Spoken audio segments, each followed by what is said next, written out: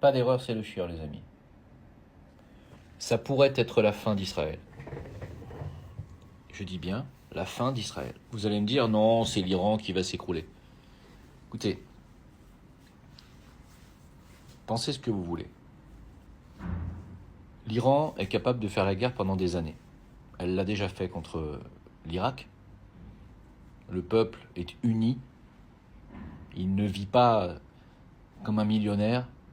Il n'est pas nanti dans le confort. C'est un peuple aguerri, même si ça fait longtemps qu'il n'a pas fait la guerre. C'est une grande armée, soutenue par de grandes puissances, comme la Chine, comme même la Russie, qui aujourd'hui a dit, et Poutine vient de dire, que l'arsenal militaire de l'Iran était intact et qu'ils étaient pleinement opérationnels militairement. Ils n'ont pas été affectés du tout par les attaques israéliennes depuis 5 jours. Rien. Pour lui, et d'après ses renseignements, l'Iran possède toujours son arsenal complet de missiles et peut faire potentiellement extrêmement mal à Israël et même causer sa destruction définitive. C'est pas ce qu'il a dit, mais il a dit qu'il était pleinement opérationnel et que l'Iran n'a même pas demandé d'aide ni à la Chine, ni à personne d'autre. Pour le moment, il gère. Alors vous allez me dire, c'est pas ce qu'on voit sur le terrain, on voit quand même des choses se faire bombarder en Iran, il y a quand même des morts. Oui, il y a des morts. Ah bah il y a plus de morts civiles en Iran qu'en Israël, évidemment, puisque en face, on a une armée génocidaire qui a l'habitude de tuer des civils. D'ailleurs, ils ont fait 140 morts parmi les Gazaouis ces 24 dernières heures. Israël.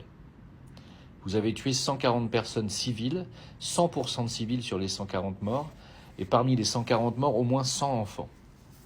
Voilà le bilan d'Israël des dernières 24 heures. Donc ils ont fait des morts déjà parmi les Iraniens, bien sûr. Et donc les Iraniens, aujourd'hui, ne se lâchent plus, ne se contentent plus de tirer sur des installations militaires. Et ça, c'est normal. Ça s'appelle la guerre. Et donc, l'Iran ne s'écroulera pas par les simples bombardements israéliens. Pour que l'Iran tombe, il faut que les États-Unis rentrent dans la danse. C'est un gros problème. Parce que si les États-Unis rentrent dans la danse, la Chine rentre dans la danse, le Pakistan rentre dans la danse, la Corée du Nord rentre dans la danse, et la Russie vient de prévenir les États-Unis de ne surtout pas faire ce genre de conneries. On part dans un Armageddon mondial si jamais les États-Unis et si Trump décident de rejoindre la folie guerrière israélienne. À mon avis, ça n'aura pas lieu. D'abord parce que Trump a toute l'opinion contre lui et contre cette décision d'aller soutenir Israël. Et deuxièmement, parce que Trump n'est pas un va-t-en-guerre, n'est pas quelqu'un qui veut foutre le feu sur la planète, c'est quelqu'un qui est plutôt un pacifiste. Et je pense qu'Israël va se retrouver isolé. Et un Israël isolé ne tiendra pas contre les attaques iraniennes. Ne tiendra pas. Pourquoi ? Parce qu'ils n'ont pas une armée non plus, un effectif exceptionnel. Ils n'ont pas un arsenal inépuisable si les Américains arrêtent de les fournir. Et ils ont un peuple qui est interdit de quitter le territoire, qui est un peuple de gens qui ne sont pas du tout aguerris.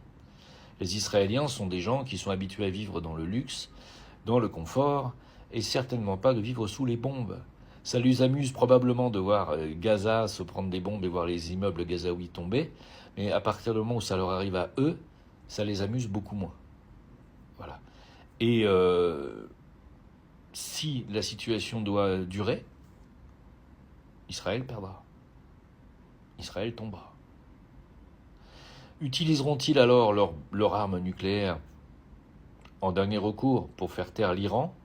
C'est possible. C'est possible. Et dans ce cas-là, ça sera leur fin à eux aussi. Ce qui veut dire en clair que l'Iran a aujourd'hui 66% de chances de disparaître.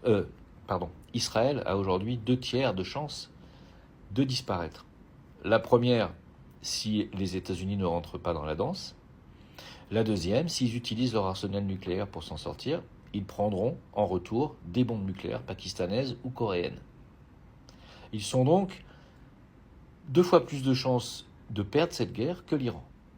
Je sais que ça peut paraître dingue, Mais moi, je regarde tout ce qui se passe à la minute près, et je peux vous dire que selon les déclarations d'un tel ou d'un tel, que ce soit les Russes, les Chinois, les Coréens du Nord, les Pakistanais, et de l'autre côté, je vois Israël qui est soutenu moralement par l'Occident, l'OTAN qui regarde ça quand même de loin, et les États-Unis qui sortent les gros muscles, mais qui peut-être ne pourront jamais rien faire, avec la Grande-Bretagne derrière, le petit toutou.